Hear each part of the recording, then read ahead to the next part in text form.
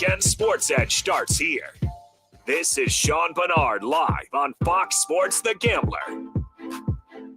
What's going on, guys? Welcome back in this fine Saturday morning. My name is Sean Barnard, as always, right here on this edition of Sean Barnard Live. Not as high of spirits in the Sixers world as last week when I spoke to you guys, but still excited to dive into the latest for this week. We got a lot to get into across the sports carousel, the sports world. A busy weekend all across things here. We got a full college football slate. We got our Kurt Cignetti in Indiana ready to go up to Happy Valley and smoke a little Penn State themselves. We got a loaded slate of NFL action tomorrow. The Eagles Monday night against Green Bay Packers, which I do want to touch on at the tail end of the show, but do want to stay right here in kind of my wheelhouse here of the NBA world. It was NBA Cup night last night. We got to look at all those extravagant courts all across the league right there. And I will say, I am like I would say, unique style kind of guy. Like Boise State turf, you sign me up for that 10 times out of 10.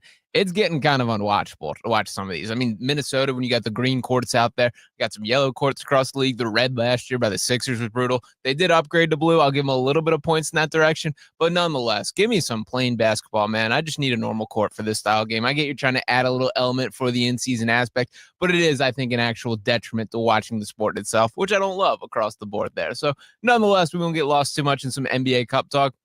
I will say the game that I ended up settling in on last night was the Houston Rockets versus San Antonio Spurs, and that has become my league pass team of the season, has been the San Antonio Spurs. Cannot wait for the De'Aaron Fox debut today. Obviously, Dylan Harper's a guy paired with Wemby. That the thought process coming into the season is how much strength the San Antonio Spurs guard depth had with Dylan Harper there, with Stephon Castle, reigning Rookie of the Year, and of course De'Aaron Fox, who the all-in trade was made for last year. But ultimately, a couple weeks into the season, we know how the story goes with injuries popping up and that they've kind of been left out there to fend for themselves. Stephon Castle, who I would consider myself a Stephon Castle guy, the turnovers, man, averaging 5 a game, the most in the NBA. That's got to stop there. But do want to talk about some Sixers specifically. Shout out to my guy, Mike Sports.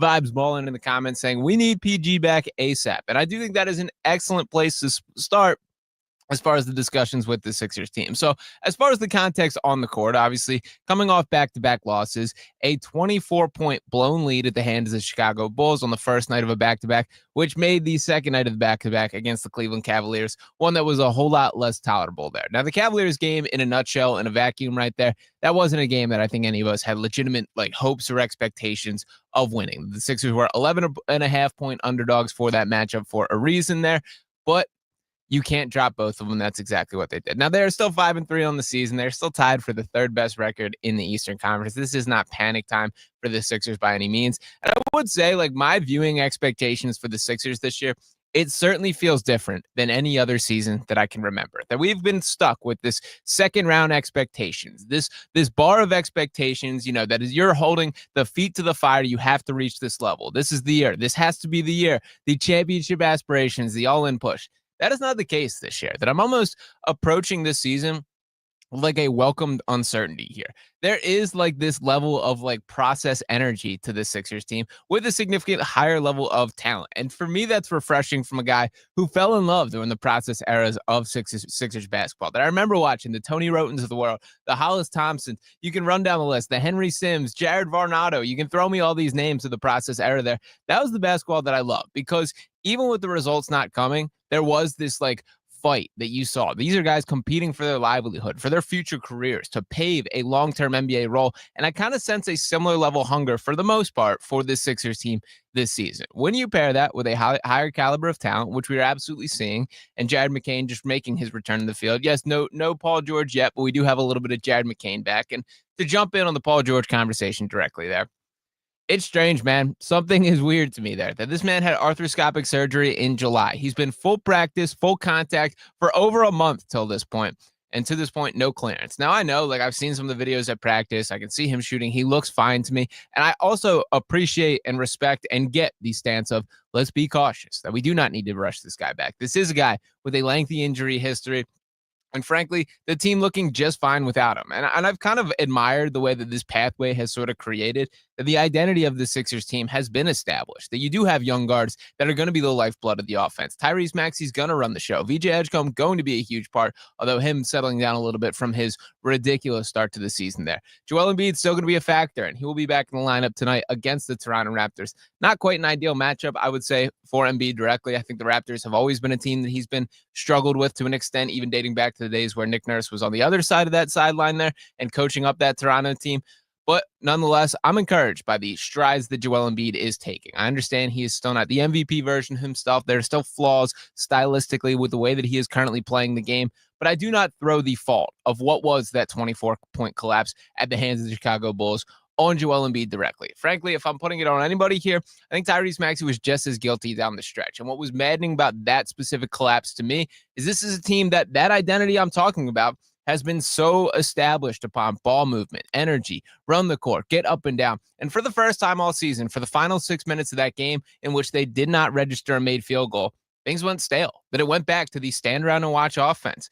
Let's get isolation style basketball for 24 seconds and launch a shot, even if that is a Joel Embiid backpedal one-footer, that's Tyrese Maxey fadeaway three that airballs. That's the stuff that can happen there. I do hope this is kind of a learning curve moment. And I will say that Chicago Bulls team, they're not nobody's, man. Like, they are a better team straight up than I expected. They've now moved to 6-2 on the season. They're sitting in second place in the Eastern Conference there. The Bulls aren't good, but they are a team that you got to show up for. And I think as aligned stylistically with sort of what the Sixers are trending to, that they want to play fast-paced basketball. They want to get up and down. They want to push the tempo there. And the Sixers weren't quite ready for that challenge. They looked to be in the first half. And then the second half, you can't take your foot off the gas. And that's another trend that is coming with this Sixers team. Is third quarters are very clearly a problem. That all too often this year, they've gotten off to fine starts or been competitive starts, and then that's when sort of the wheels fall off in that third quarter. Now, the Sixers have had the benefit and managed to pull off some miraculous comebacks in their own end to make their record look respectable, but that is a trend that needs to be stopped here. And this dates back to before this year. I can't put my finger on what exactly it is here, that if anything, I think it's a level of energy and intensity that they just need to find a way to match. I don't really subscribe to the theory that these two teams get in the locker room and other teams are making adjustments that the Sixers simply aren't braced for. That I think that happens way less in the NBA than people would honestly guess in that conversation. That for sure, they obviously make coaching adjustments. They talk things over at halftime, but your game planning is done beforehand, man. You know what you're going into from a game script standpoint. That I think it's pretty rare that there are sizable enough adjustments during a halftime break that should command any sort of the change that we're seeing as far as results with this Sixers team. But nonetheless, that is absolutely an issue that does need to be broken down. Now, back to the Paul George conversation, and I agree, we need Paul George back ASAP. I'll start by saying I think Paul George has probably the least amount of pressure on him of any Max player that I can kind of ever remember. Maybe if you want to make a case for the Bradley Beals of the world, or the guys that sort of exist on those low-level teams with no expectation that has sort of hung around for the entirety of their career. But for Paul George specifically, let's not forget that flashback to this time last year, the Sixers being crowned as the winners of the offseason, that they've built this all-star trio with Tyrese Maxey, Paul George, and Joel Embiid, that this is the finishing touch to get them over that championship edge. Then fast forward a season, and have times changed. That, yes, those three players I just named for sure a key part of this Sixers team, but there is more investment in what does VJ Edgecombe look like? What is this youthful guard rotation? What can this ultimately grow into be? Is Quentin Grimes a long-term part? Can Jared McCain get back up to standard, as he did not look to be the case in that Chicago Bulls game? I'm not worried about Jared McCain whatsoever. I've been a big-time McCain believer since the second he was drafted for this Sixers team. That just looked like, to me, a guy who had not played NBA basketball in the span of over a calendar year. That is a quick adjustment to have to catch up for. And for McCain specifically, this is a dude who hasn't been on the sideline like Paul George, playing full contact practices. He's had to just let his body heal. That it started with the meniscus tear, which obviously is a ton of time straight up off your feet where you're not walking, you're not running, you're not cutting, you're not doing any of those things. And then most recently with the torn UCL issue in his thumb there, that's something where you can't touch a basketball really. And I'm sure he's done as much as he can as far as fitness and getting in shape and all those kind of conversations, but there is no replicating actual NBA level intensity. And I think that's what McCain woke up to in the first part of that. So we'll see how that shakes out with him. I'm optimistic that he kicks off the rust at a pretty rapid ascension here. And I also think it is worth noting with McCain specifically, this is a guy who did not pop from the immediate first time we saw him last year. It sort of took some ebbs and flows of the season of him making the most of his opportunity before he began to look like the rookie of the year favorite in the way that he was before the injury did go down there. that shouldn't exactly be the expectations for a Paul George return. This is a guy with a much longer NBA history, a guy who's been around the block, been around the league for a far more significant portion of time, has 9 All-Stars to his name, and I do think he should be reincorporated at a far more short-term level. Now, from the Sixers' perspective, what we know to be the case of this is he is still not cleared for action. He's been ruled out for both tonight's game and tomorrow's game, which is against the Toronto Raptors and the Detroit Pistons. And the Pistons, by the way, not a team that you should be overlooking whatsoever anymore. And to give out their record on the season, they're sitting right at the very top of the East with a 7-2 record and have looked apart. Cade Cunningham is that dude, that he is leading this team in a way I think has not gotten enough respect for what it necessarily deserves there. He is the real deal by every definition of it. Now, as far as Paul George specifically, I get the immediate pushback that I see from a significant portion of the Sixers fan base of who cares? We don't want him. We don't need him. I don't even need to see him back on the floor. I'm not going to be the guy that makes the case that Paul George was great last year. He certainly did not live up to expectations and that there was a hope that he would provide more to the Sixers team directly. But I also think it should be noted that I'm going to feel far more comfortable for a kick out to the corner for a guy like Paul George than I am for the likes of the Kelly Oubre, as awesome as has been for this Sixers team. We have Andre Drummond shooting corner three-pointers on a nightly basis for the Sixers team. There's a place for Paul George. And also the wing as a whole. There is still a lot that needs to be worked through for what this rotation is. Also going to throw in here, Dominic Barlow, I think, is officially taking the crown for the weird Sixers injury of the season. He was excellent to start this year. A guy who came over on a two-way contract, has had a cup of coffee with the Atlanta Hawks and San Antonio Spurs. He's a guy who started his career through one of these alternate pathways to the NBA, played for Overtime Elite, showed something, went undrafted, latched onto a two-way. And even at the time of the signing, when you look at these Sixers two-way roster slots, primarily talking about Dominic Barlow and Jabari Walker, that there's a really convincing case that that's the most talented two-way class across the entire league. That contrary to really what the slot's designed for and what most teams utilize it for, is it is this, let's develop this player. This is a chance to kind of shift them back and forth to the G League and NBA. And this is all part of how can we bring this player along? Let's allow them to develop at their own pace. The Sixers have sort of taken a different view with that, is how can we get the most NBA-ready players who are still eligible to be on those two-way slots, which you cannot be for more than 3 seasons in your NBA career. That is the limit that you can push there. The Sixers have really leaned into that. Even looking last year, Jeff Doughton is a guy who has as much NBA experience as you possibly can to still be eligible. But both Jabari Walker and Dominic Barlow really making a statement for why they belong in this real Sixers rotation as a key part of this team. And by the way, Walker has looked quite excellent in Barlow's absence there. That is a guy who's a unique basketball player. He's much more landlocked than I would prefer a power forward to be, but he is strong as an ox, man, can rebound the basketball, knows his angle as well. And if we're just talking about like the rebounding skill, Jabari Walker is probably the best on the Sixers team.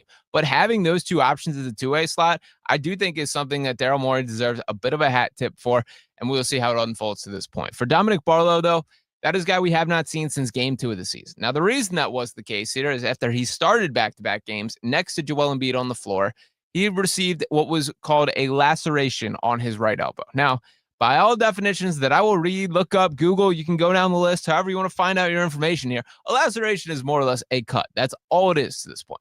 We have not seen Barlow for like 2 weeks to this point and is not available in the short term. That is maddening to me for a lot of reasons, especially when you look at the pictures of him at practice. It looks like he's got a bionic arm right now. That Barlow, I'm ready to hand the baton for the weird Sixers injury of the season. I hope he's fine. I hope he gets back in the short term. This is a guy that I think has a clear need from a skill set standpoint for what he can bring to this Sixers team, particularly as we work through these limitations with Joel Embiid physically and athletically here, pairing him with a guy who's willing to do the dirty work and has the energy level, the effort level, and the athleticism to make that effective here. I think are all things that are worthy of praise here. But the bottom line is, who knows when we are going to see this guy? I hope there's not more serious that has not come out publicly here. If there's any sort of infection or something like that, I don't even want to put that out in the atmosphere completely. But it is one of those just, what is going on? Something is strange with it. But I would like Dominic Barlow back on the Sixers team as soon as possible if that would be a possibility for this Sixers team. But nonetheless, you should not be living and dying with the production of your two-way guys regardless here. I think you can look at that in two directions here that I personally view it as a praise of that's how you've loaded up the bottom of the roster, that you have options. You also can look at it in a critical lens of your best option of the power forward slots all live on your two-way roster there, which I get. Probably not exactly how it should be designed there, but that's an area that Paul George will be filling as well. And to Paul George specifically, this is a guy who historically has been against being a power forward. He wants to be a wing, and he is a wing. Like, that's how he's been and played his most effective basketball throughout the duration of his career. And I think a lot of this is just simply like the evolution of the sport, that there just aren't as many true power forwards as has been the case here. I think you look around the league, you'll see that more and more, that all these teams are leaning into. You still have a big man, but the rest is just brought up of these sort of semi-wing guys that can rebound at a high rate. There's very few Gershon Yabuselis of the world. And by the way, Trendon Watford, another guy quite in play. I think you can make a pretty convincing case right now that Watford's just straight up better than Yabusele, and at a cheaper cost, about half the price for what Yabu got there. I really like what Watford is bringing to the Sixers team. And it is interesting how they're utilizing him. We know the backstory that was laid out as this has been a guy who spent time with the Portland Trail Blazers and Brooklyn Nets, has not been asked to really play NBA basketball with expectation to this point. But what Trendon Watford is incredibly effective at is being a high-level playmaker at his size, at real deal 6'8" with athleticism there. He wants to get the rebound and run the floor. And I wish he was a tad better rebounder than he is, but the playmaking is pretty advanced, man. And I think there's some pretty fascinating things that can be done with him as the lead decision maker, him as the lead ball handler, and the likes of Jared McCain, of Tyrese Maxey, of VJ Edgecombe, all these players sort of working off ball, coming off pin downs, running back cuts there, and allowing Watford to distribute. That's also kind of my dream vision for this offense as a whole, with Joel Embiid taking on a little bit more of this role. I know Joel's always going to be a score-first guy, but he's smart enough to execute the passes, man, and he's taking massive strides as a playmaker. The team as a whole has already accepted we're not living and dying with Joel Embiid on what his scoring output is, but let's get him a little bit more involved as a playmaker, dishing for others, creating all these things, and we're just, I think, 7-8 games into the season yet. It is not time to panic.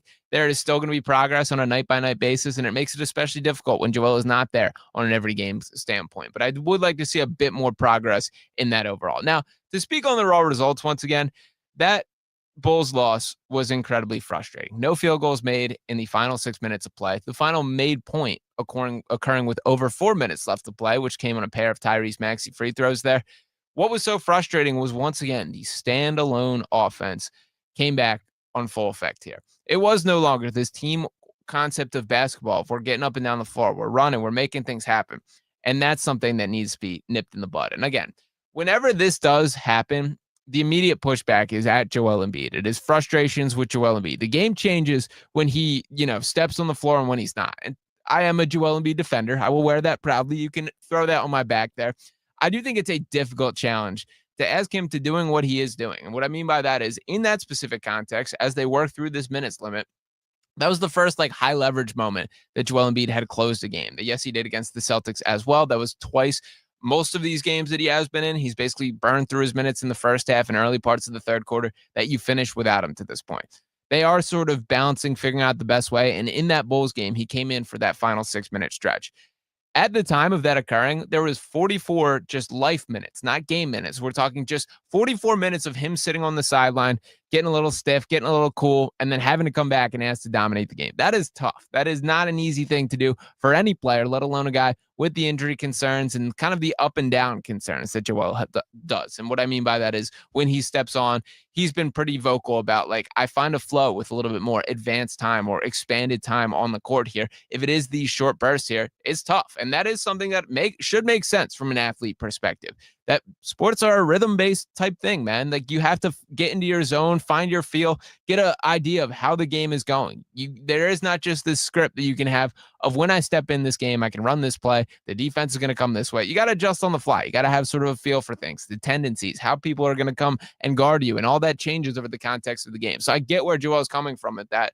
That still doesn't excuse the standpoint of they just were stagnant to close that game. And I do put more of that criticism on Tyrese Maxey than ever before. Now, to rattle off Maxey's stats, he is still leading the NBA in minutes by a comfortable margin, and that number exactly being 41.3 minutes per game. To lay that out directly there, VJ Edgecombe, second in the entire NBA at 38.6 minutes per game. Then Austin Reeves at third at 37.9 minutes per game. And Kelly Oubre Jr. at fourth at 37.4 minutes per game. So Tyrese Maxey is playing about 4 minutes per game, 4.4 if we want to get technical here, more than any other player on any other team. That is too many for Tyrese. Now, I expect that when the season is concluded here, that he will be one of the league leaders in minutes. I'm not even mad about that fact there. There's a pretty strong chance, I feel, that he probably ends number one.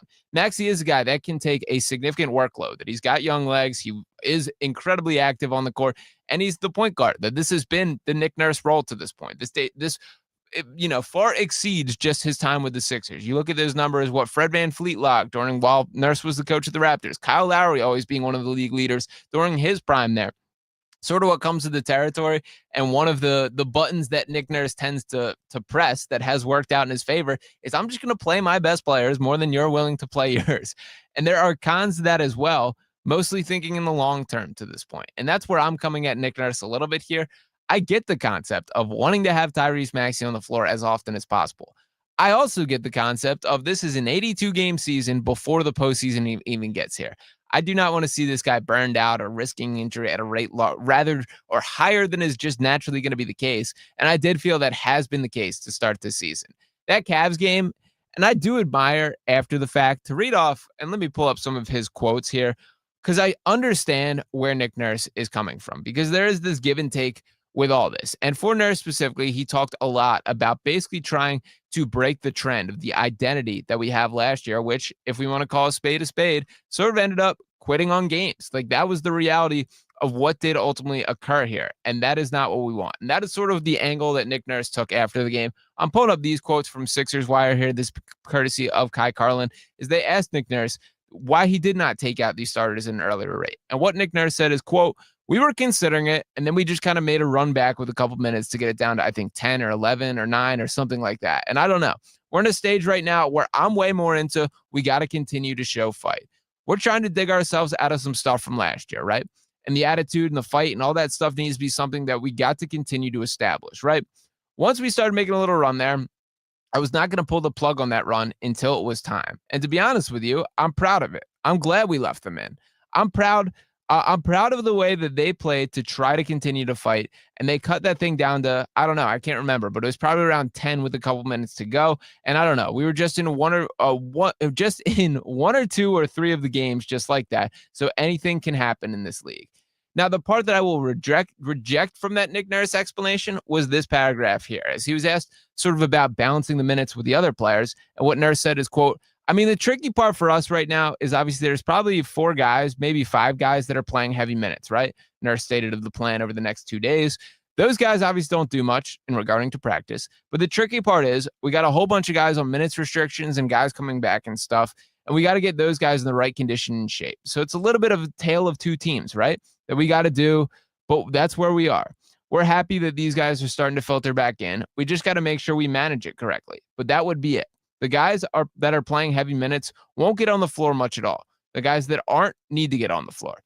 I do think that too much is being painted with a broad stroke about like these minutes limits concept. Like, really, we're talking about Joel Embiid and Jared McCain. That's kind of it to me. Like, there are no other, to my knowledge, or that has been public knowledge, guys that are dealing with these minutes restriction. Now, of course, maybe he's lumping Paul George in that conversation. As I mentioned, he has been a full participant in practice for over a month now with seemingly no, guardrails for how much he can compete in. I don't understand why that is not correlated to him actually suiting up for games, but that is what we're being told, and that is what is unfolding before us. So I don't really buy into this minutes limit concept, and I just don't care in a game like the Cleveland game, which was not nearly as close as that final score does indicate here.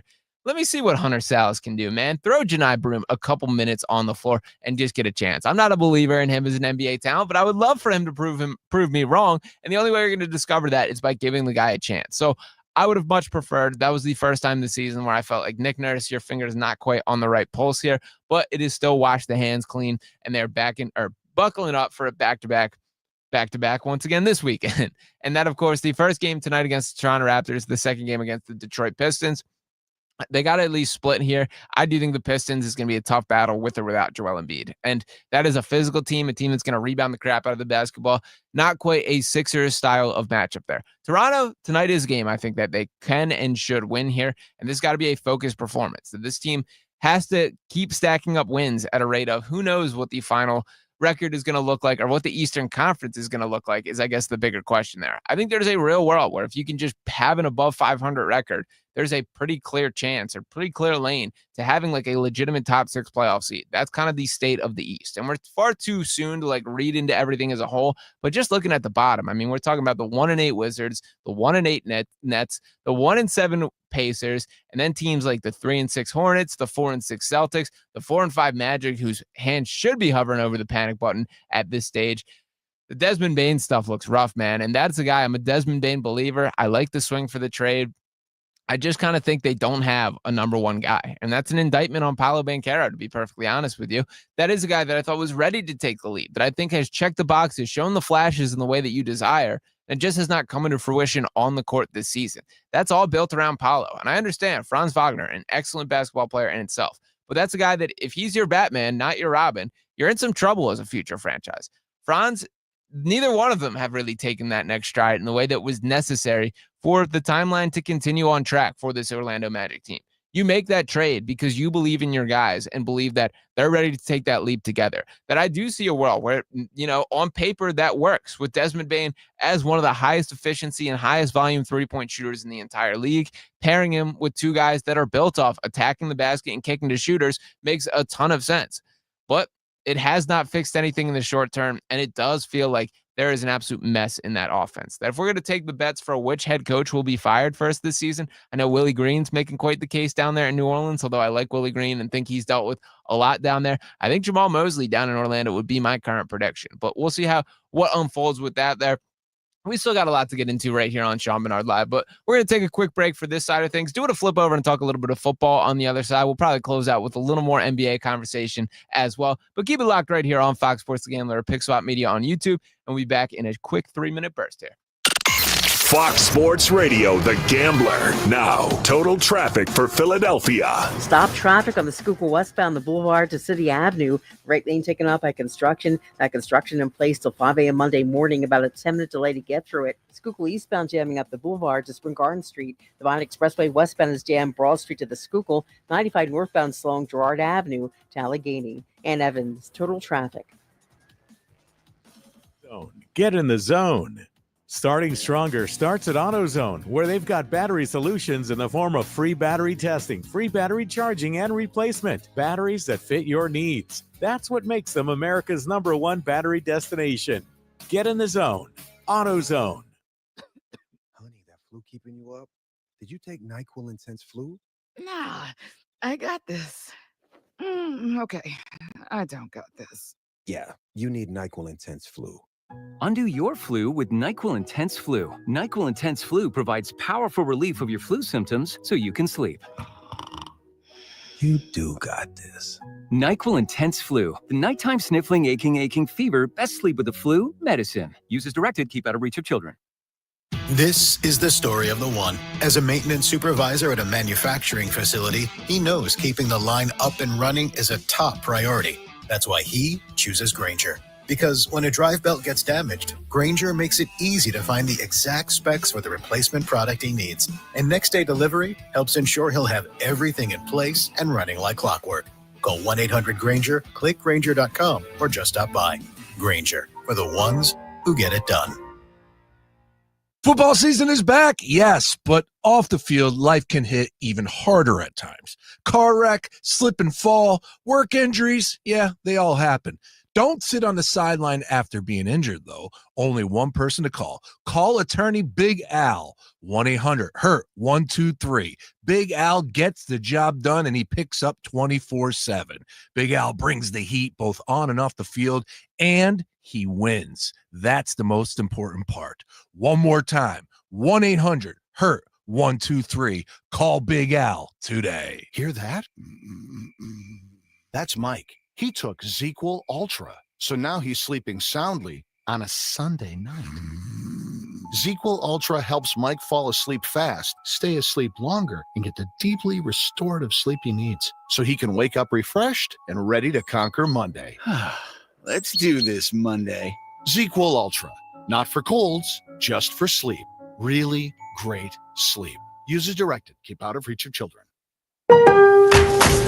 At Lowe's, this Veterans Day and every day, verified military members, veterans, and their spouses get automatic silver status in My Lowe's Rewards with free standard shipping, plus 10% off eligible purchases with no annual limit. It's one way we honor and give back to those who have served and still do. Learn more now at lowes.com/military. 10% discount can't be combined with another offer. Exclusions, terms, and conditions apply. Loyalty program subject to terms and conditions. Details at lowes.com/terms. Subject to change. Hey, man, you all right?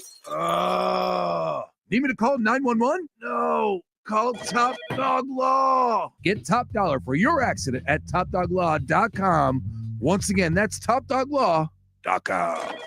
If you can wager on it, we're talking. You're locked in with Sean Barnard live, Saturdays 11 to 1 on Fox Sports The Gambler. And welcome back to the second half of Sean Barnard Live. A little bit of an abbreviated show tonight as we got Villanova football kicking off right here at 1. So pregame coverage jumping in starting at 12:30. But going to keep you right up to that before our very own John Jansen takes over and drives these sticks as I shift over to my DraftKings Network job, start cranking away some stuff. So make sure to check out what I'm reading. That'll be published all over on Twitter, on DK Network as well. Make sure to check that out. But speaking of, I do want to talk a little bit of football, as that's what I'll be diving into in the later slate of my work date here. And primarily want to talk about the Philadelphia Eagles here. I don't know what more this team needs to do to just gain some respect, man. They are 6-2, lead the NFC East. By the way, defending Super Bowl champions, in case you forgot. You better send those refunds. And it does not seem like they are talked about in that same direction. They will face off against the Green Bay Packers on Monday Night Football as underdogs. That's absurd to me here. That I understand. The Eagles aren't perfect. Every football team has their flaws. But a whole lot more of them are showing more significant flaws than the Eagles as a whole. I don't think you can have a better bye week than what we saw from the Eagles last week. Them sitting alone on their couches as the Green Bay Packers, who will face on Monday night, dropped to the hands of the Carolina Panthers. We're talking about the whole entire NFL, it felt like, just implode on themselves. And the Eagles sitting pretty, just waiting there on the bye, waiting for next week and ready to deliver. So I don't understand well, I do. I think it is because people don't like the tush push. People don't like Jalen Hurts. People don't like Nick Sirianni. But there comes a point where the production just has to be acknowledged at the proper rate. They've dropped 2 football games. Yes, the loss to the Giants was bad. 34-17. We all remember. But this team's just track record is so much more clean than pretty much any team in the NBA they want to throw in that direction. What do you want to make a case for? The Buffalo Bills, who have they really beaten? The New England Patriots? Are you buying the belief in that?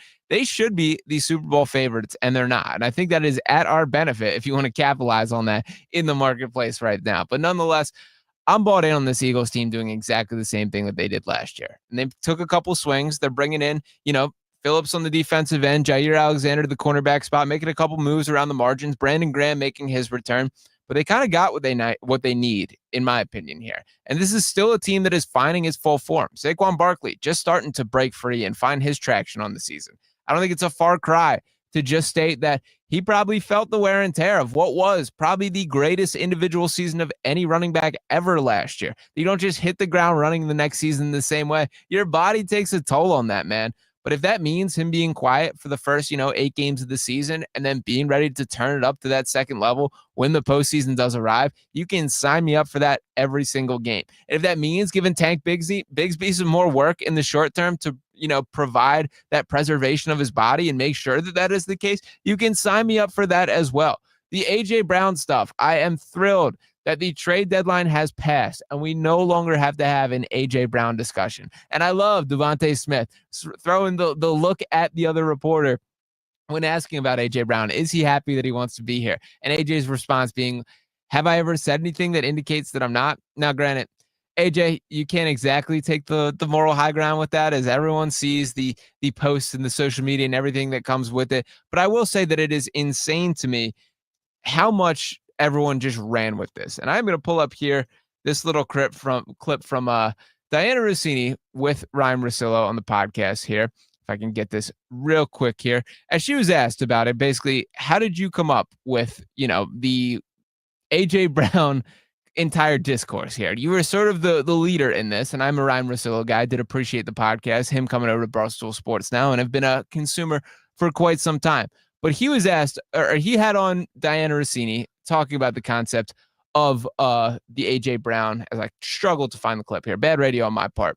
I will continue searching through this as I find it. But basically, she was asked about the concept of how did she come up with this, and her entire answer was more or less, you can see his Instagram. He's clearly unhappy, which I think is insanity that's what we can run with overall reporting. But nonetheless, that is the state of the modern world that we're kind of in. And I think that she should be her feet held to the fire a little bit on how that has. So I cannot find the clip in the short term here, but more or less she talked about, you scroll through the Instagram, you can see that he's mad at seemingly everyone here, that there's got to be some legitimacy to that. That's not reporting, man. That's not, you talk to a team, they're dangling him in trade talks. And what was always absent from that level of reporting is the dead cap hit that is attached to his name, north of $70 million in regarding to AJ Brown. And I saw the Howie Roseman quote basically being like, you don't move on from players like that help you win Super Bowls, that are one of the best wide receivers in the league. You also don't move on from that because of the financial reasons that come with it. That Howie's been an expert at how he designs these salary cap sheets, moving money around, making things. But there does come a point where you have to step up and pay the pretty penny. For AJ Brown, we're in one of those stretches right here where it would be far more, expensive to move off him at a way that is detrimental to building out the rest of your roster than it makes any sense to even consider that, let alone the fact that he's actively helpful in this Eagles offense. That I know AJ Brown is not going to be everyone's cup of tea, that in an ideal world, he did not have the social media side of him that he does, and, stirring the pot, sending those tweets. But if it doesn't bother guys within the walls of the locker room, it should not bother any of us behind the microphones or as a fan base in its entirety here. I'm glad we can kind of table the A.J. Brown conversation, and I'm sure it'll be right back up come the offseason time. I do not believe that A.J. Brown is going anywhere anytime soon. And for A.J. specifically, the grass is not greener, my friend. That look at how much fun Jamar Chase is having this year. Yeah, he's putting up some insane numbers, but that team, that defense cannot stop a nosebleed there. That there is nothing that can be done that Jamar Chase can impact winning at the rate that A.J. Brown already does. You are a Super Bowl champion. You have had 1,000 yards in every season with the Eagles. It is no coincidence that you've had your best years. That tell me it doesn't feel a little bit different to have Jalen Hurts throwing you the football than Ryan Tannehill, as was the case before you got to Philadelphia. I think in its entirety, this conversation has always been overblown, that there was never real substance to it. But it is nice that the trade deadline is in the rear view and we can officially throw this to the side. But for this Eagles team as a whole, I do think that they are just gearing up to find their stride. That it does feel like there was not maybe the Super Bowl hangover. I mean, they're 6-2. I'm not going to complain too much about that. But it's now feel like they are gearing up to that another postseason run. That it is all about this team playing their best football. And I think that is a takeaway once again as you sit there. And I do appreciate, by the way, an excellent red zone week last week for a night that there was no Eagles football. It was nice getting all the action, all the scoring. I believe there were 8 touchdowns in the first 15 minutes before 1:15 passed. Electric stuff that I love was the case. But when you just take in the league as a whole in that regard, you do notice that there are no perfect football teams. There are no perfect football players. And that is still true of this Eagles team. But it does feel that there is a grading on a scale in a way that does not equate to other members of this entire league. If Justin Herbert put up the numbers that Jalen Hurts did, he would be crowned as an MVP favorite. You can throw all the accolades in the world. But when Jalen Hurts does it, there aren't the same phrases here. And I like that Jalen Hurts is being forced to beat teams with his arm at the rate that he is here. Because guess what? He can do it. That whenever we get in these quarterback conversations, it's very funny to me that the conversations around Jalen Hurts from an opponent's defense perspective is always make Jalen Hurts beat us. Well, that is exactly what happens week in and week out, is that dude can throw it over the top, throws one of the best deep balls in the world, and has options for how this team can attack offensively, whether that is A.J. Brown, whether that is Devontae Smith, Dallas Goedert playing a notable role, Jahan Dotson showing a little bit of life in the offense as a whole, and Saquon Barkley is going to find it. There is no doubt in my mind that as this season continues, he is going to be ready for those big moments when they do arrive. When it is postseason time, when it is all the money on the line, the biggest moments there, Saquon's going to be just fine. So this Eagles team is just fine. I think there was a sense of panic that I just don't understand where it's coming from in its entirety. And I think when they absolutely dog walk this Packers team on Monday night, the entire national media is going to have to address that head on to an extent. When there are the power rankings floating around the NFL, If the Eagles aren't in your top 3 there, I just think you're doing it wrong. That there's nothing that has been done by the Buffalo Bills, by all these teams you want to throw at me, that is more impressive than what we're seeing right here in Philadelphia. That is the end of the story to me. That I really feel that is the case. They're the defending Super Bowl champions. They hold the belt, and until somebody knocks them off, it's going to take a whole lot more than that to me. But ultimately, I do think this is going to be a fun measuring stick matchup. They got the Packers this week, Lions next week, so they're going to be thrown into that upper echelon of the NFC. But the Eagles are the gold standard. That is a measuring stick for other teams more so than it is the Eagles directly. It is control your own style of football, play your own game, and no team can touch you. That has been the thought process for the better part of 2 years and must continue to be the case. I do think that it's going to be a statement game on Monday night with the bright lights on them, no bad Brazil turf, none of that other stuff. And to the point about the Packers directly, I do think we may have to have a Jordan Love conversation at some point in the near future. And it may be after that Eagles game because Jordan Love has got a little Carson Wentz in him, man. And I think this guy has been very much branded as, the franchise quarterback of the Packers for the next 20 years. He's certainly been paid like one by the Green Bay organization. And they have sort of a luxury of riches when you factor in going from Brett Favre to Aaron Rodgers to Jordan Love, thinking they got another one. But maybe pump the brakes on that exact take. Because I watched Jordan Love against that Carolina Panthers team throw several of the worst interceptions that I've ever seen. I'm talking about looking like Panthers players were fielding a punt to take the turnover the other direction, including in the end zone like that. And he dropped that one, that Panthers defender, which that can't happen either. But if you're going to be this upper echelon quarterback, who I think we've all thrown Jordan Love a little bit in those conversations here, those decision-making slippages simply cannot happen. And they are all too regularly with Jordan Love directly. So we will see ultimately what happens with that. I do think it's going to be a bit of a wake-up call against this Eagles defense. And just in the same way that we thought about Patrick Mahomes in the Super Bowl, running for his life, getting hit after throws, not having the time to make plays, I think we're inching towards the defensive line finally living up to that standard. Still need more from Jalen Carter. Still need more from Jordan Davis. Still need more from the front four as a whole to really just dominate this game that this Eagles team has always been so heavily invested in the trenches. That needs to continue to be the case. And I think that starts with this week, that you can attack this Packers offensive line as a whole and get to Jordan Love. I will also note another quick takeaway from that Panthers game, which I did have a little bit of an extra eye on with looking at no Eagles football and all that, those kind of conversation. They just ran the ball at Micah Parsons over and over and over again and had great success with it. Saquon Barkley going to do a whole lot more damage than you're going to get from the Rico Dowdos of the world and the Chuba Hubbards of the world, as Carolina did. I do think that should be a huge part of the game plan from the Eagles' perspective. Micah Parsons is an unbelievable pass rusher, no doubt about it, that he has had his battles with Lane Johnson through the year. I'm certainly not quivering in my boots if they are left alone on an island like that. But I do think that you can attack him. That as many crazy things as Jerry Jones has said, and that list continues to get longer and longer, it feels.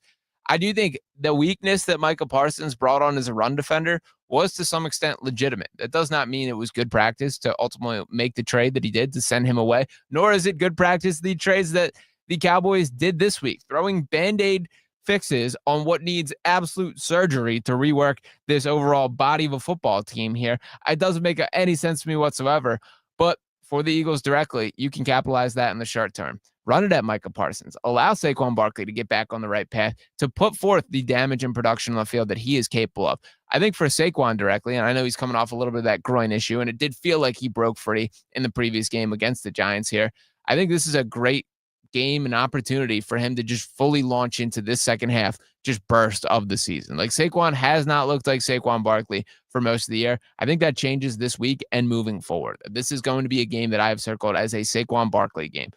This is 100-yard plus. This is reaching the end zone. This feels like one of those break-free games to me. That's the number one name that I'm going to have watched out from a matchup perspective. And I also note on the other side of things, the Green Bay Packers here, they've really kind of leaned into this. We're going to have a ton of passing weapons, and for starters, just constantly beat up. That we have not seen that this wide receiver group in full form really ever, that I think, especially not this year. They took a huge blow last week with Tucker Kraft, who had played himself into the conversation for best tight end in football. I think he was on the short list, certainly a guy that I think played himself into the top 5 conversation with that, and I think you can narrow that list a little bit thinner there. That's a huge loss that they're going to have to replace. The rest of the wide receiver core, when you look at them individually, none of those guys scare me. Like Dontavian Wicks, Matthew Golden, Romeo Doubs, Christian Watson, are any of those guys in a vacuum striking fear into your heart as a defensive unit? I don't think they should. And I understand this attack concept of we're going to lean on everybody. You're not going to know where the ball's heading, that you can't key your coverage on one specific guy. But they're all sort of just a guy to me in a way that I think Green Bay has to do some reevaluating here.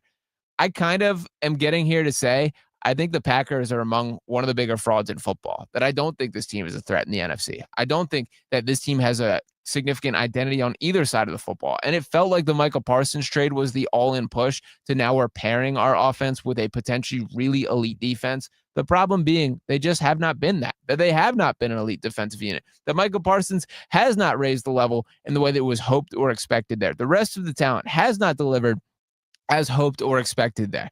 I think the Packers are very clearly on my team of watch of I have circled of depending on the matchup, I am likely backing them for a first round exit. They may be the Los Angeles Chargers of the NFC. And what I mean by that is a team that can put forth a ton of regular season wins and has 0.0% chance of winning in the postseason. That's who the Chargers have been for several years now. That's who they will continue to be for the duration of the Justin Herbert career. That's kind of the box that I'm beginning to shift to throwing the Green Bay Packers in.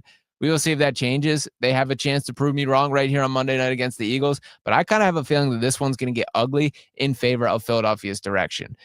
The Detroit matchup the next week, a little bit different view for me, but we will take things 1 week at a time right here on Sean Barnard Live, right here on Fox Sports The Gambler.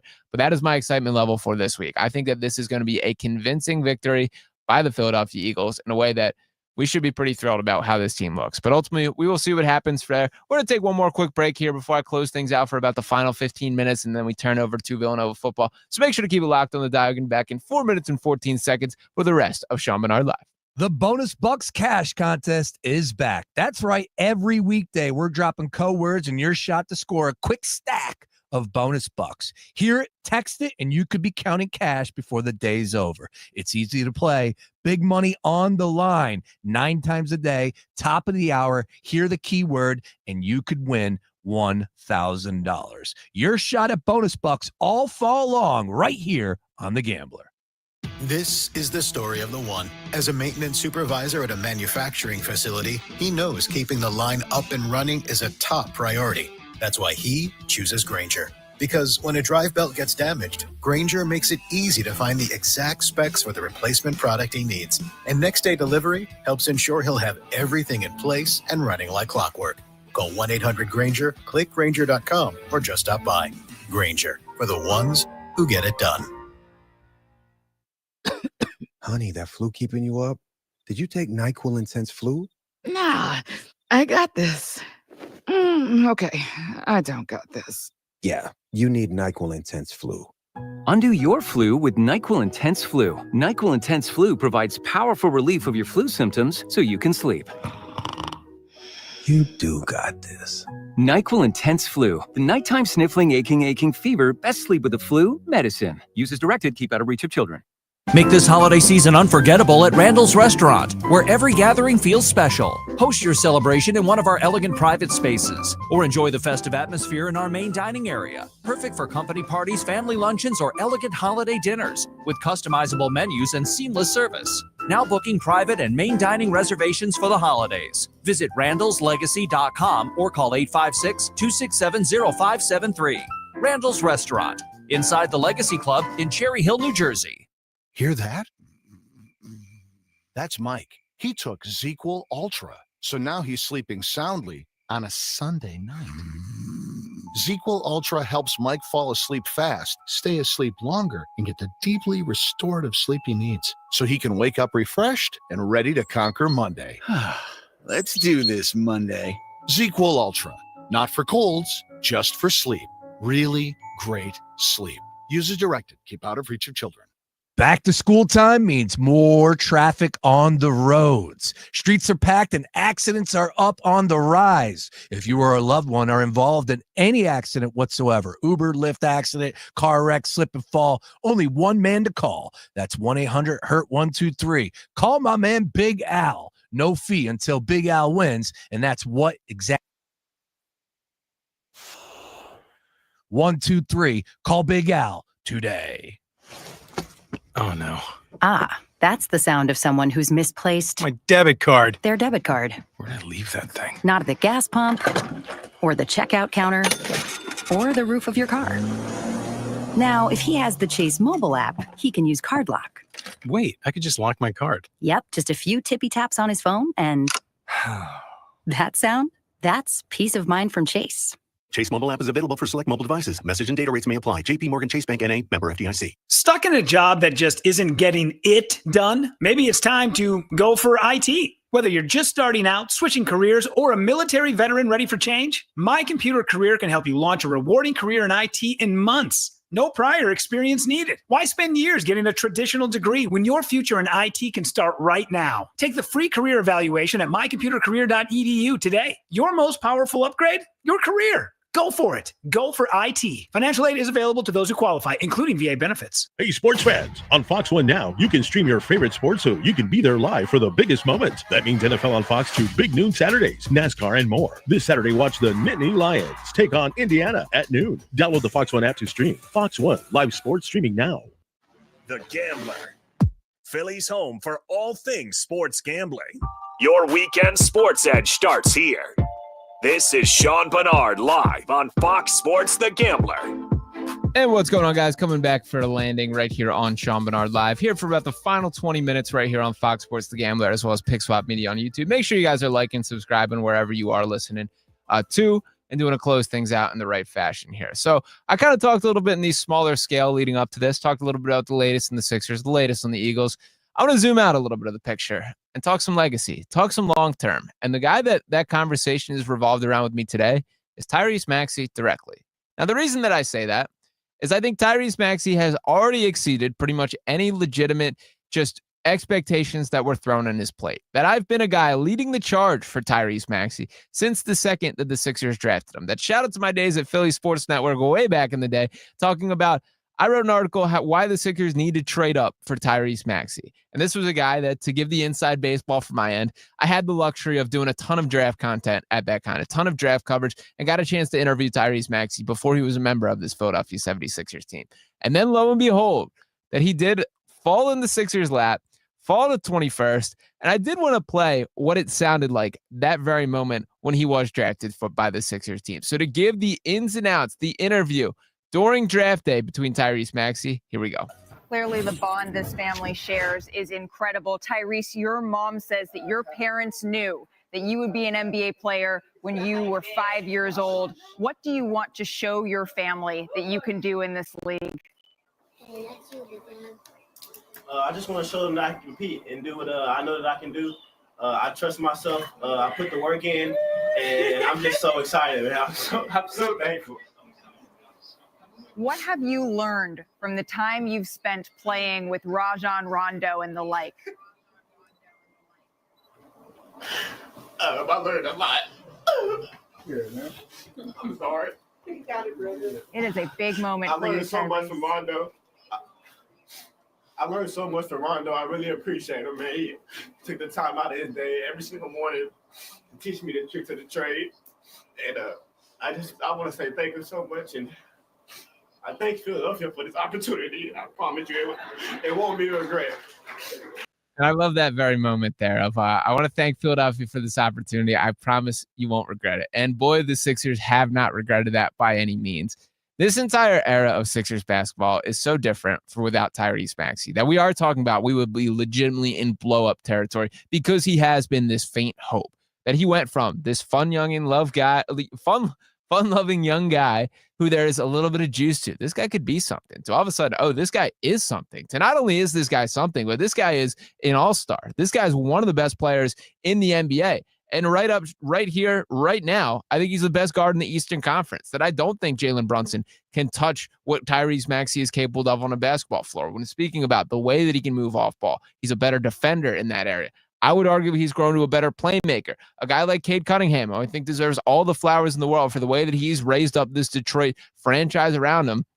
Tyrese Maxey's taken the weight of the franchise on his shoulders and only has gotten better because of it.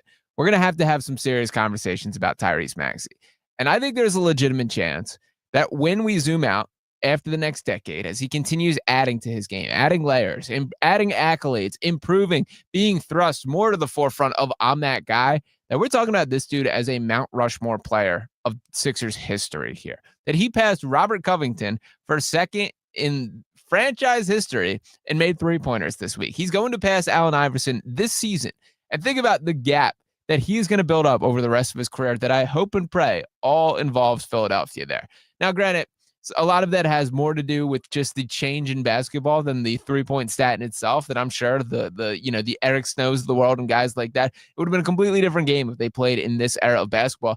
But that's going to be an accolade that Tyrese Maxey is going to be capable of pushing to a level that I think is going to be very hard to break. And when speaking about Maxey in its entirety here, it starts with the talent. You obviously have to earn your way on the floor, have to prove that you can impact games in the way that he can and has. But there's more to it than just that. This dude has taken on the burden of the franchise here. He's been coined the franchise by Joel Embiid directly here.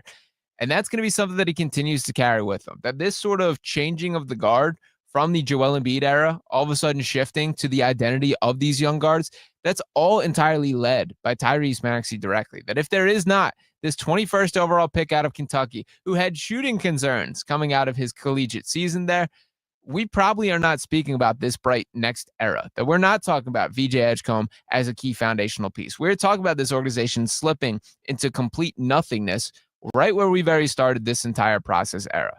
Maxey deserves his flowers for that being the case at a rate that I don't think he quite gets them there. Without Tyrese Maxey, I truly do not know where this organization would be heading. That Paul George probably is not signing in Philadelphia. Joel Embiid probably is playing elsewhere to this point if you can find a taker for him, because he has been the guy that has held on to hope, that he believed in Tyrese Maxey. Tyrese will be the first one to tell you that the big fella came over and said, I need you shooting more. I believe in you. You're good. You need to believe in yourself to an extent. And by the way, Joel Embiid, who for all the criticism of him as a leader, is expressing those very same things about Jared McCain, who's going to play an instrumental role in this Sixers team as well. I know McCain did not look good in his lone game back. He looked like a guy who played his first NBA game in the span of a calendar year. Not time to hit the panic button by any means. And I also will shout out that McCain been pretty forward with the information of Joel being the first guy to reach out to him after surgery, giving him advice on how to play with a brace here. It's not exactly, a characteristic that I would love players to be sharing of, that we all have to play with a brace together, but anything can help. And I do appreciate a little bit of the wisdom there. Before Tyrese Maxey directly here, just to rattle off his full stats for the season, that he's leading the league in minutes, as I referenced, 41.3 minutes per game. In that time on the floor, he's averaging 33.5 points, 8.5 assists, 5.1 rebounds, 1.1 steals, 1.0 blocks. He's shooting 47.8% from the field and 47.9% from beyond the three-point arc, that coming on 8.9 perimeter attempts per game. Those are video game-like numbers. Those are all-star numbers. Those are all NBA numbers. Those are debatably MVP numbers. Now, I'm not saying Tyrese Maxey is going to win MVP this year or maybe ever, but that is right there when you're going to compare it to the likes of the Giannis Antetokounmpos, the Nikola Jokic, the Victor Wembanyama's there. And for Maxey directly, the thing that I think he has probably not received the most praise out of anything is he's not a cone. That this dude is a high-level defender at this point, at a level that I did not ever think was possible for him, giving his body limitations there. Him at 6'3", you're simply not going to have the level of defensive presence of the likes of a Victor Wembanyama at 7'7".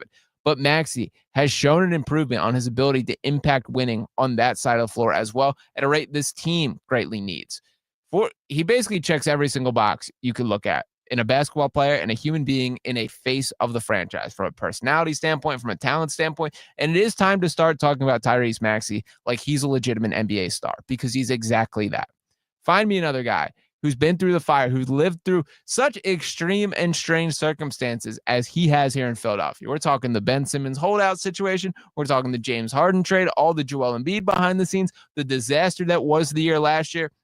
And in that disaster year last year, which Joel Embiid spending most of his time on the injured list, Paul George in and out of the lineup, played 42 games on the season. Jared McCain was this injection of life and taken away from this franchise after 23 games due to a meniscus tear. It was Tyrese Maxey left there to take on the world by himself. And what meant the most to me about that is the fact that he just did. That he sucked it up, took it on the chin. We're not good enough right now. We have to play better. We have to find ways to win. And he just powered through that season. And you could tell that it wore on him. That he will be the first one to tell you, I have never been on a losing team in the entirety of my lifetime, from high school to college to now in the NBA, that every team that I've been on has been a winner except for last year.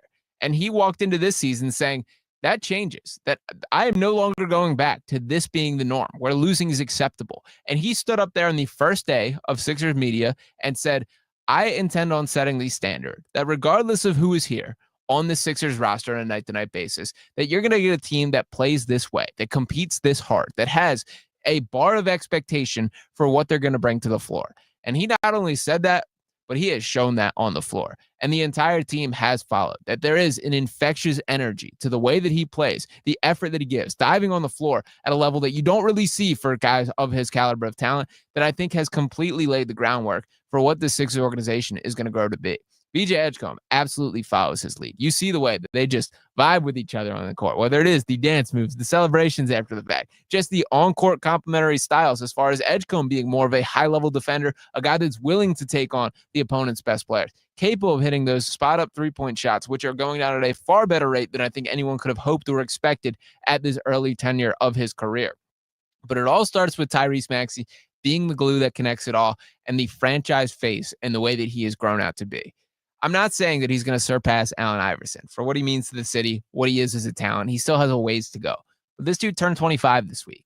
And think about all that he's done, what he's been through. I've seen this man score 46 points at Madison Square Garden with their backs against the line. I've seen this man hit a half-court three-pointer to tie the game and force overtime against an Eastern Conference rival when your superstar can barely get up the floor because of his knee issues there.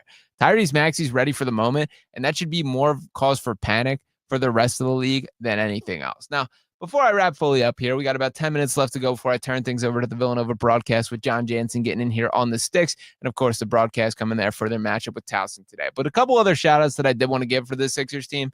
Kelly Oubre Jr., man, I can't believe that this is the player he's turned himself into. And for Oubre specifically, this is a guy that I think you can go one of two directions with. That when you look at the larger duration of his career, he's played pretty much, expectationless basketball. That he spent time with the Charlotte Hornets, played for the Warriors during their lone bad year, spent time with the Phoenix Suns, has bounced around, played for the Wizards, teams with not a significant intention on winning. He signed with the Sixers with a veteran's minimum, with the concept of, I want to be on a winner. I want to buy in on a lower usage role. That he scored 20 points per game for the Hornets at a level that teams clearly did not buy up to, with accusations of, the empty calorie statistics, sort of in the same way that I think the Sixers felt about Quentin Grimes last year. But for Oubre specifically, he's reinvented himself in a way that just absolutely equates to winning in a way that I did not think was possible. He's in many ways been the glue for this Sixers team. And I know I've spoken plenty about Edgecombe and Maxey. Oubre on the season is fourth in the entire league in minutes at 37.4 per game. Across that time, he's averaging 19.3 points, 5.5 rebounds, 1.4 steals, 1.4 assists, and perhaps most impressive here, shooting 50.8% from the field, 43.1% from beyond the three-point arc on 6.4 long-range attempts per game. This is a guy who has not been a good shooter for the duration of his career, that has struggled from beyond the three-point arc. He just looks more confident and comfortable shooting the ball than I can remember him. And what I also appreciate about Kelly is, unlike a little bit of the heat check guys that we will see at times, if he doesn't like the shot, he's just not going to take it, man. If it's not the right three-point look, he will keep the ball moving. And that's something that I don't think we've always seen from him or a lot of players overall. But he has in many ways been the unsung hero for this Sixers team that I did want to make sure I gave a shout out to. Paul George is absolutely going to fit and eat into some of those minutes to an extent. I think it is fair to say I probably don't want Kelly Oubre Jr. playing the third most minutes in the entire NBA. But the fact that he is putting on and putting out at that level deserves the utmost respect and utmost just appreciation of, especially based on he's battling through stuff already. Well, we've seen this dude roll his ankle in 2 separate games and be hobbled to the locker room, has not missed a beat. And again, playing the third or fourth most minutes in the entire NBA. That's a hard hat guy. That is a Philadelphia dude. He looks like pre-car crash Kelly Oubre is what he looks like right now. But this is unbelievable stuff, unbelievable minutes that he is giving the Sixers team. Another dude who I think is aligned in seeing the vision of this new standard, this new mentality, this, hard hat, we're going to compete every single night. That needs to get back on track tonight against the Toronto Raptors, who will give you a battle if you don't bring your best effort. And it will be fascinating to see sort of the matchup with this, as these are two teams constructed entirely opposite. The Raptors have bought into this concept of we're playing this positionless basketball, switchable, versatile. We're going to have guys scaling in, scaling out. Then you compare that with a team like the Sixers, who's so guard heavy in their production that they're going to need a strong performance from Tyrese Maxey. They're going to need VJ Edgecombe to continue popping with his athleticism. Jared McCain, give me a little bit more than what I saw in the Chicago Bulls game here. It's going to be a fun matchup there. I've been pretty vocal about my lack of belief in this Raptors team, and I think tonight's a night where we're going to see that on full display. They've got a lot of guys that should be the third or fourth best player on a contending team, sort of all mixed together and seeing what happens. They're not awful, and to give out their record on the season for what we've seen from them, we're talking about they're sitting at 5-4, currently at 8th place in the Eastern Conference. We're still a little bit too early to where I think we can be putting too much weight in the standings, but I do think it is at least worth acknowledging where they are at there. I do think the lack of shooting is going to be harmful to them. I think the lack of playmaking, they don't have a true point guard. Emmanuel Quickly kind of filling those roles. I know Jamal Shead will give him some minutes as well. This is a matchup of the Sixers. If you want to be a serious basketball team in the way that I think these signs early in the season have indicated here, this is one that you should handle. I'm not saying this is a business-like approach. I'm not saying this is like the Brooklyn Nets level of you absolutely should win this game. But if the Sixers want to take those steps into being considered legitimate, being in the upper echelon of the East, you got to beat the teams that you're supposed to. And that's exactly what I expect to be put on display tonight. So shout out to each of these guys for delivering up to their level of standings here. Just to give a little bit rundown of the Eastern Conference as a whole. It is the Detroit Pistons sitting at the top with 7-2. Like I mentioned, that the Sixers will be taking them on tomorrow night. The Chicago Bulls in second place alone at 6-2. I'm buying a little bit of stock in that Bulls team. That Josh Giddey does look to have taken the leap. They've got some talent there behind them. They're still getting fully healthy overall. And then below, the Cleveland Cavaliers and Milwaukee Bucks tied for 6-3 for third and fourth place. I discounted this Milwaukee Bucks team. All the Giannis noise sort of diluted things. And my take and my critique of them directly has always been, you put your finger over Giannis on that roster, and you look at the rest of the names and faces, and it's tough to feel great about that team. But what we are seeing is the identity of you surround Giannis, who's still one of the best players in the league, who's absolutely going to be in the running for MVP this season if he can keep it up as this rate. But you surround a player like that with 4 shooters, and that means some incredible production. And that's exactly what we were seeing on the floor to start this season. Obviously, they have some factors that work against them. I will be loud, continue to be loud with my criticisms and critiques of Doc Rivers there, and I think that will be a factor that at least shows face at some point this season.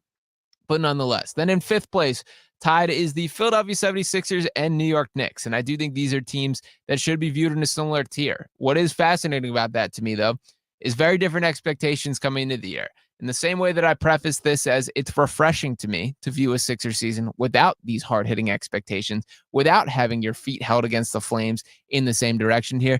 The Knicks that are a team that deserves all of that this is a must-win season, that it would be a failure this season if the Knicks do not win the Eastern Conference. They've made their all-in pushes. They've given Jalen Brunson the bag. They've brought in Mikal Bridges, OG Anunoby, Karl Anthony Towns. You can run down the list. I even like what they did this offseason, bringing in guys like Gershon Yabusele, Jordan Clarkson. You can run down the list of names that brought in.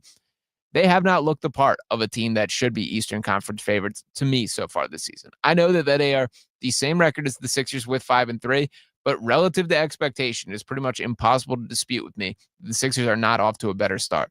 Surprise, surprise. You change a new coach. You still can't have a high caliber NBA defense if Karl Anthony Towns and Jalen Brunson are both going to be sharing the floor for a high level of minutes there. And these are guys that try, but they have physical limitations with it. Towns is, I think, the bigger culprit in that because I've always looked at him as a flawed player based on the stance of he can't guard true big men. And we've seen Joel have his best days in a lot of Karl Anthony Towns matchups, but he's also not nimble enough to sort of guard on the perimeter and try and slow down some of these forwards and wings to that extent there. So we'll see how that shakes out with that. But I am keeping close tabs on that Knicks team. Now, to slide down the Eastern Conference a little bit more, we got the Miami Heat and Toronto Raptors tied for 7th and 8th place at 5-4. The Atlanta Hawks and Orlando Magic tied for 9th and 10th with a 4-5 record.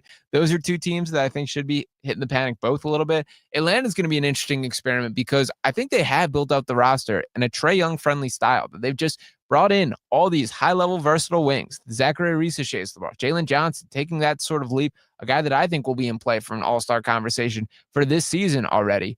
But they have not paid Trae Young. And Trae Young in himself there is now set to miss an extended period of time with a knee injury here. Now, it is a little bit of a, knock on wood. We will take this as an injury outlook because I will say when I first saw the Trae Young play, did feel like that was a potential season ender from a knee injury perspective. Sort of got rolled up on in the same way that happens to alignment all the time.